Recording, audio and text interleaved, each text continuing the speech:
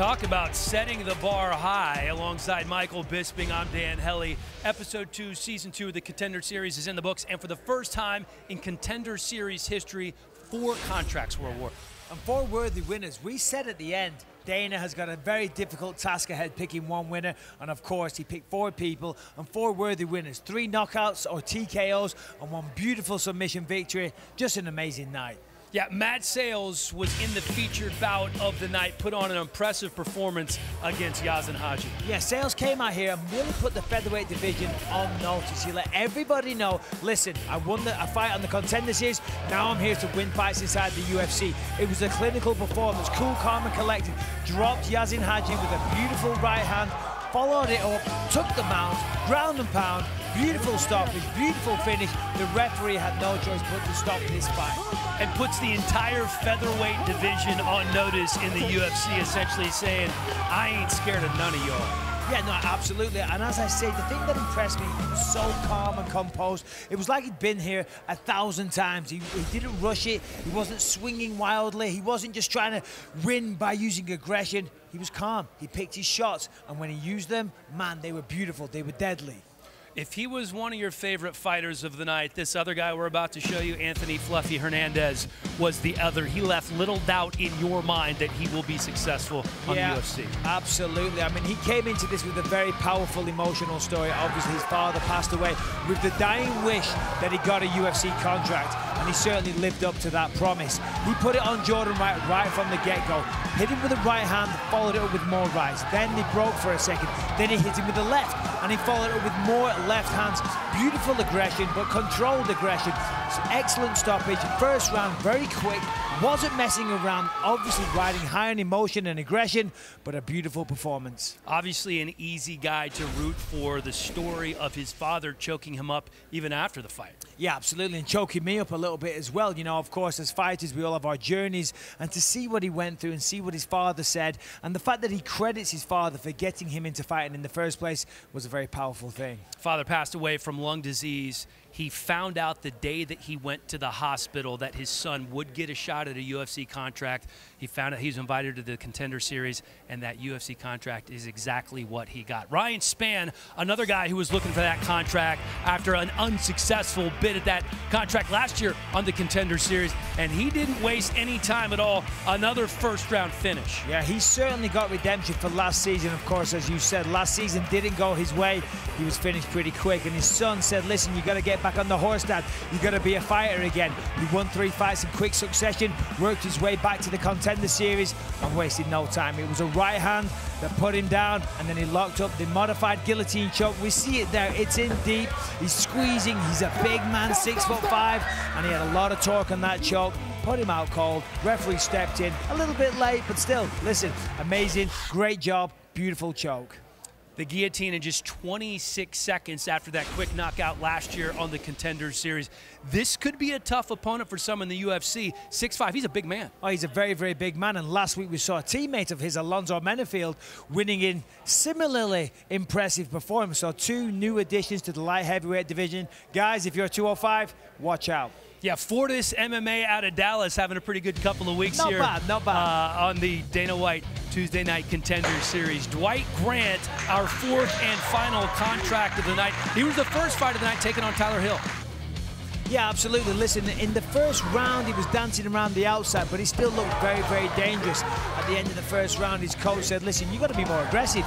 You got to go forward, and go forward he did. He landed the right hand, and I said, obviously got to give myself props here, but I said, you got to follow it up with a left, and that's what he did. It was a crushing right hand with a huge left hand, put him down, put him out cold. Excellent job.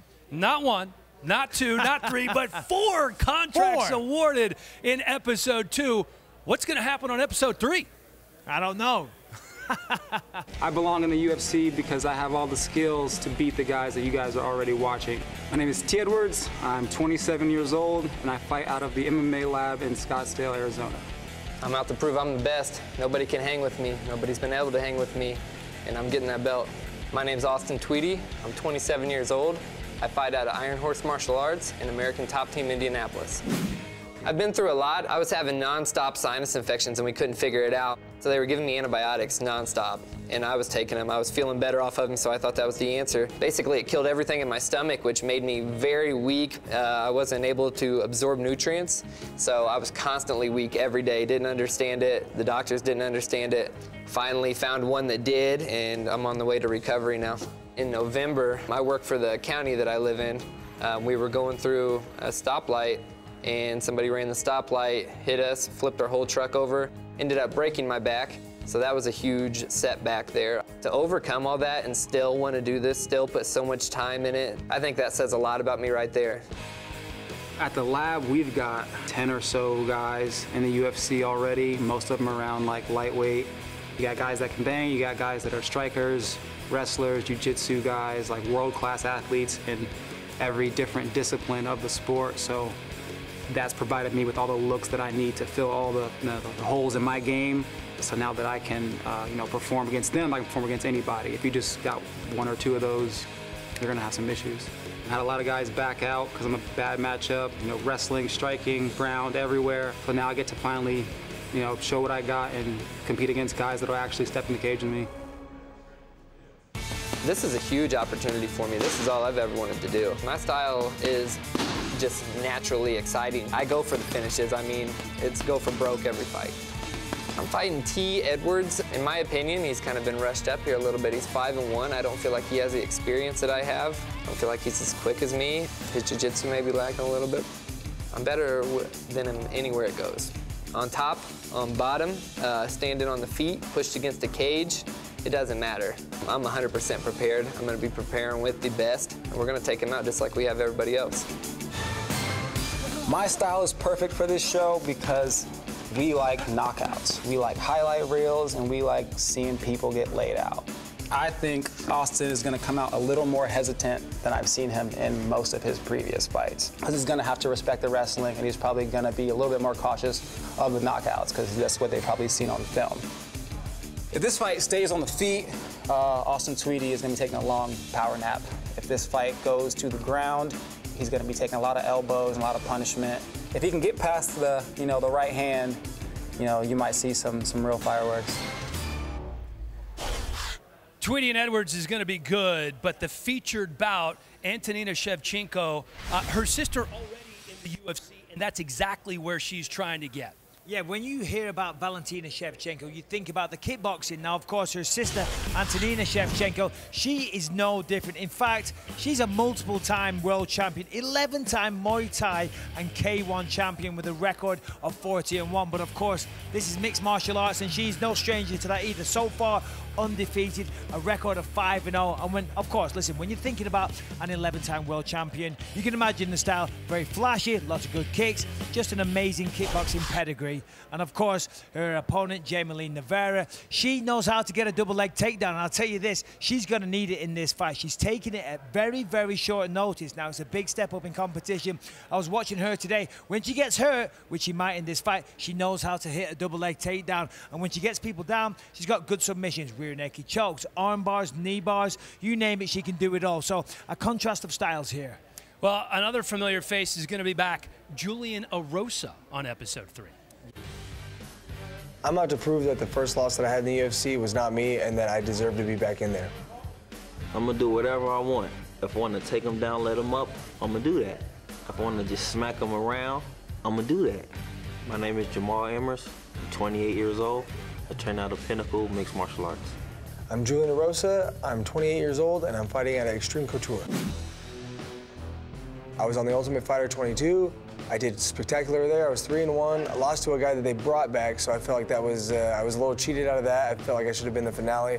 I won on the finale show. I lost the fight after that, and they had cut me. And I've been trying to fight and get as many wins together and get my way back in the UFC. I feel like after that fight, I was like, all right, I lost. I need to regroup, but I'll have another fight. And then next thing I know, I got cut, and it was like, that was devastating too, because it was like I got to where I wanted to be, and then for them to cut me so quick like that was, it was difficult to take, but it gave me motivation to go out there and fight, and just believe in myself and that I'll get another opportunity. I'm fighting Jamal Amers, and you know, I've actually a couple fights ago I fought in California, and he fought in the same card as me, and I didn't even realize it until I seen him, and that was a guy that was fighting for the Contender series, and I looked him up, and I was like, oh, I fought on the same card as him, and I wasn't too impressed by his performance. If this fight stays on the feet, he's gonna get frustrated, and then he's gonna try to shoot on me and try to make the fight go to the ground, or he's gonna get knocked out. If this fight goes to the ground, he's either gonna get subbed, or I'm gonna get back up and start picking him apart again. I'm not gonna let Jamal Amers get in the way of a UFC contract for me. That's where I need to be, and that's where I belong. I'm from Miami, Florida. I grew up in the South. I grew up in a rough neighborhood. It's been a long journey. I had to give up a lot of things, like my social life, a lot of friends, you know, they're not friends anymore because I put fighting first. What drives me every day, I don't want to be poor. I don't want to die broke, you know? I want to make sure the time when I ever have kids, I want to make sure they're okay. They don't have to work or struggle. I got into MMA as a kid. My dad used to rent the old UFC DVDs and VHSs from Blockbuster. Me and my brother used to sit and watch them all the time. After that, got into wrestling, and the rest is history. I'm here now. I'm fighting Julianna Rosa. Very long guy, uses his range well, very tough guy.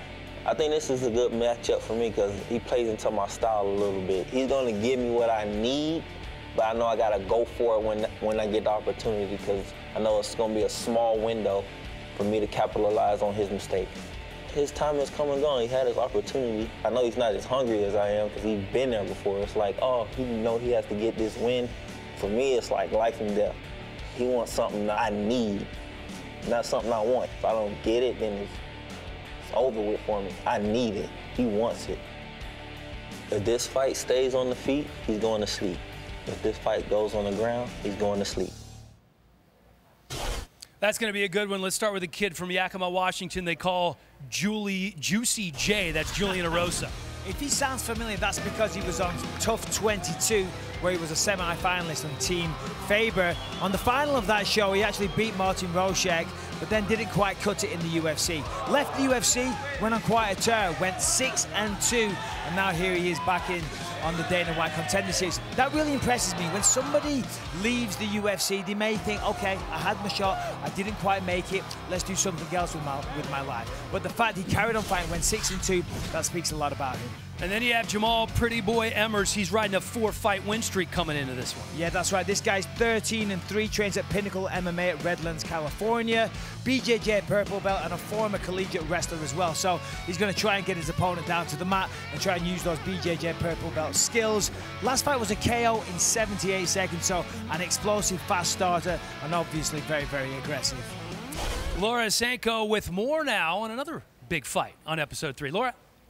Thank you so much, guys. Kicking off the action on week 3, we have a matchup of middleweight prospects Tim Karen and Andrew Todd Hunter. Now, both of these guys have some of the most unassuming, mellow personalities I have ever come across in MMA, but you cannot judge a book by its cover. Neither of them has ever needed the judges to notch a win. Now, Todd Hunter, a former Army sniper, is undefeated at 8-0, every single win by submission, and most of them coming in the first round. And if the name Todd Hunter sounds familiar, this is because it's not his first crack at a UFC contract. He was originally slated to fight at UFC 188 in Mexico City, but he took that fight on late notice, had a disastrous weight cut, the bout was scratched, and he was cut. He actually retired just one fight later. Well, guys, it's been a little over 2 years, and he is ready to finish that unfinished business and get that UFC contract. But standing in his way is a very, very tough test in the Bear Karen. He is a knockout artist. He has 5 KOs on his record, but he says the most devastating part of his arsenal is actually his kicking game, which comes from 12 years of playing soccer. Karen actually got a lot of attention when his last win kind of went viral because his opponent knocked himself out while trying to throw Karen. Although the Bear is quick to let you know that it was actually his over-rotation of that throw that caused the knockout. It is a classic grappler versus striker. Should be a fun scrap. Guys, back to you. Thank you, Laura. A lot of striking going on, a lot of first-round finishes in Episode 2. 4 contracts awarded for the first time in Tuesday Night Contender Series history. Dana White says, you know what, I don't care what I've done in the past. I'm going to give 4 out. And I know there's a couple of guys, Matt Sales and Anthony Fluffy Hernandez, who you feel like will potentially be able to do some damage in the UFC. Yeah, for sure. They were definitely my front runners to get a contract. If I had to make a choice, I would have gone with Matt Sales if I was only giving one. But that said, Hernandez was a very, very close runner-up. Matt Sales, I think, will be a fantastic addition to the featherweight division.